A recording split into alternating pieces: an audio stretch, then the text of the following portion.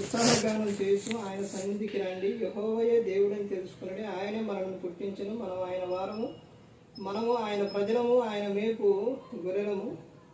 కృతజ్ఞత అర్పణలు చెల్లించుచు ఆయన గుమ్మంలో ప్రవేశించుడు. కీర్తనలు పాడుచు ఆయన ఆవరణలో ప్రవేశించుడు. ఆయనను స్తుతించుడి, ఆయన నామమును గణపరచుడి. యెహోవా దయాళుడు, ఆయన కృప నిత్యముడును, ఆయన సత్యము తరతరములుండును. 100వ కీర్తన స్తుతి అర్పణ కీర్తన అన్నమాట. ఈ కీర్తన దేవునికి ఏం చెప్తున్నారంటే కృతజ్ఞత స్తుతులు. ఇక్కడ కొన్ని సందర్భాలు ఉన్నాయి. ఆ సందర్భాలు ఈ ఒక్క ఎన్ని వచనాలు ఉన్నాయంటే 5 వచనాలు ఉన్నాయి. ఈ 100వ కీర్తనలో 5 వచనాల్లోనే 100వ కీర్తనలో ఉన్న అర్థం అన్నమాట. ఈ 100వ కీర్తనలో ఈ 5 వచనాల్లో ఉన్న అర్థం ఏంటంటే సమస్త దేశములారా, అంటే ఈ సమస్తం మొత్తం ఈ దేశములారా యెహోవాకు ఉత్సాహ ధ్వని చేయుడి. ఉత్సాహంగా ఆయన సన్నిధికి వెళ్ళాలి, ఉత్సాహ ధ్వని చేయాలి. సంతోషంతో యెహోవాను సేవించాలి. ఎలా సేవించాలి అని అంటే బాధతో కాదు,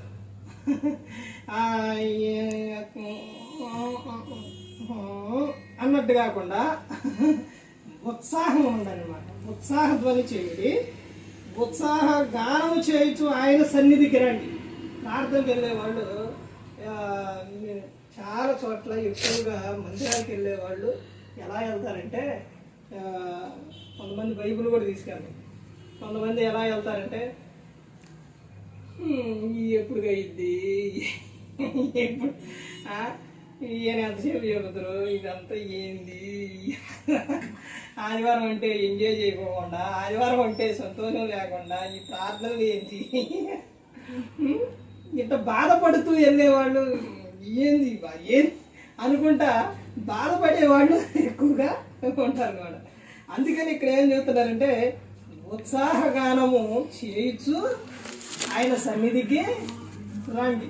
అంటే ఉత్సాహంతో ఏం చేయాలంట, ఉత్సాహంతో ఆయన సన్నిధికి వెళ్ళాలి. ఇందులోనే ఉత్సాహం, సంతోషం, దీని గురించి మీకు అర్థం అవడానికి ఒక విషయం చెప్తారు. ఒక ఊరు నుంచి ఇంకొక ఊరికి ఒక 5గురు వెళ్తున్నారు. ఎందుకు వెళ్తున్నారంటే ఆ ఊరిలోని ఆ ఊరిలో కాకుండా ఇంకొక ఊరు చివర ఏముందనంటే బంగారపు గని, ఆ గని ఉందంట. అక్కడ ఉంది అని తెలిసింది. తెలిస్తే వీళ్ళు దానికి కావాల్సిన పనిముట్లు తీసుకొని అక్కడికి డైలీ వెళ్తూ ఉండేవాడు. అలా వెళ్ళే సందర్భాల్లోని వీళ్ళు ఎలా వెళ్ళాడంటే ఆడికి వెళ్ళి తొమ్మినప్పుడు అది ఎప్పుడు దొరికిద్ది, ఎక్కడ దొరికిద్ది, ఇది ఎంత లోతులో ఉంది ఏంటని ఎల్లోళ్ళు అంటారు. రోజు అట్ట వెళ్ళి అది తవ్వి మళ్ళీ బాత్తోనే మరలా అట్టు వెళ్ళోళ్ళు అంట.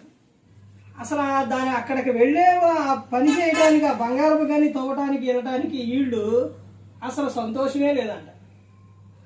అది ఎప్పుడు దొరికిద్ది, తవ్వి తవ్వి తవ్వి తవ్వి ఎప్పుడుకి అని బాత్తోనే వెళ్ళేవాళ్ళంట, బాత్తోనే పోయేవాళ్ళంట.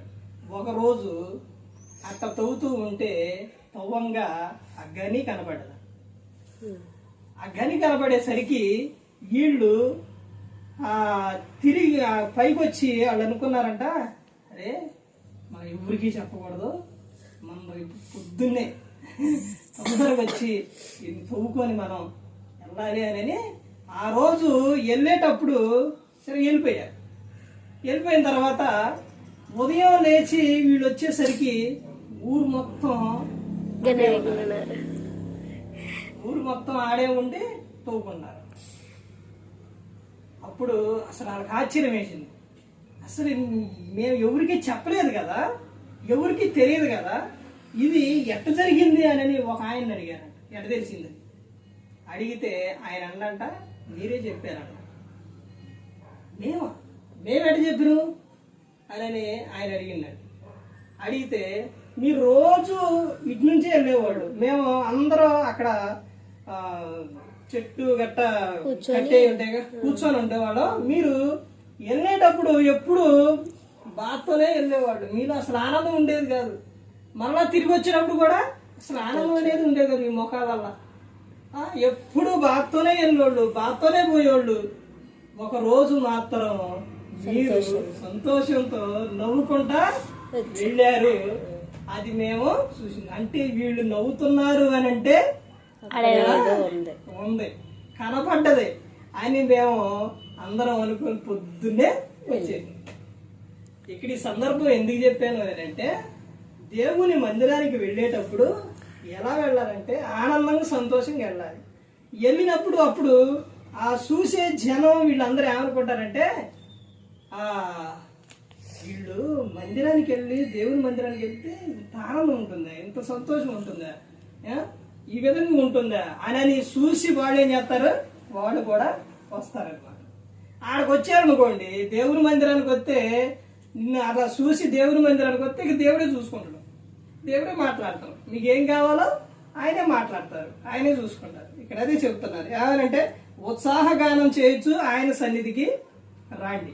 తర్వాత ఏమని చెప్తున్నారంటే కింద యెహోవాయే దేవుడని తెలుసుకోండి, ఆయనే మనల్ని పుట్టించను, మనము ఆయన వారము, మనము ఆయన ప్రజలము, ఆయన మేపు గొర్రెలము, కృతజ్ఞత అర్పణలు చెల్లించుచు ఆయన గుమ్మములో ప్రవేశించుడి, కీర్తనలు పాడుచు ఆయన ఆవరణలో ప్రవేశించుడి.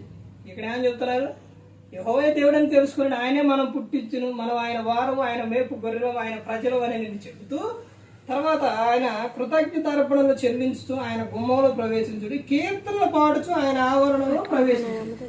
ఎలాగనంటే కీర్తనలు పాడుచు ఆయన ఆవరణంలో ఏం చేయాలి, ప్రవేశించాలన్నమాట. ఈ చాలా మంది ఎలా వెళ్తారనంటే బాధతోని దుఃఖంతోని ఇలా వెళ్తుంటారు. కానీ ఇక్కడ ఏమని చెప్తారంటే, మామూలుగా నువ్వు పైకి పాడలేకపోయినా చాలా మంది లోపలైనా పాడుతూ ఉంటారు. అలా పాడుచు ఏం చేయాలంటే ఆయన ఆవరణలో ప్రవేశించుడి, ఆయనను స్తుతించుడి, ఆయన నామమును కనపరచుడి, ఆయన యెహోవా దయాళుడు, ఆయన కృప నిత్యముండును. కృప ఎలా ఉంటుందంటే నిత్యం ఉండిద్ది అనమాట. తర్వాత కింద ఏం చెప్తున్నారు, ఆయన సత్యము తరతరములు ఉండును. సత్యం అనగా ఏంటంటే వాక్యం. సత్యం అంటే వాక్యం. ఆ వాక్యం ఎలా ఉంటుందంటే తరతరాలు ఉంటుంది అనమాట. ఇప్పటికి ఈ గ్రంథం వచ్చి ఎన్నో సంవత్సరాలు, చాలా సంవత్సరాలు. ఇప్పుడు అక్కడి నుంచి ఒకళ్ళు తరతరాలు అలా చదువుతూనే ఉన్నారు, చెబుతూనే ఉన్నారన్నమాట. అంటే ఆయన సత్యం ఎలా ఉంటుందంటే తరతరాలు కూడా ఉంటుంది, తరతరాలు కూడా మనలను నడిపిస్తుంది. ఇది ఇందులో ఉన్న అర్థం. ఎన్నో కీర్తన అంటే ఇది 100వ కీర్తన. ప్రతి ఒక్క కీర్తనలో కూడా చాలా అర్థం అనేది, చాలా ఆనందం అనేది కీర్తనల్లో ఉంటుంది. మరి ఈ విధంగా మాట్లాడుతున్న తండ్రి అయిన దేవుని కృతజ్ఞత స్తుతులు చెల్లిస్తూ శ్రద్ధగా మీకు ప్రభు గారు వందనాలు.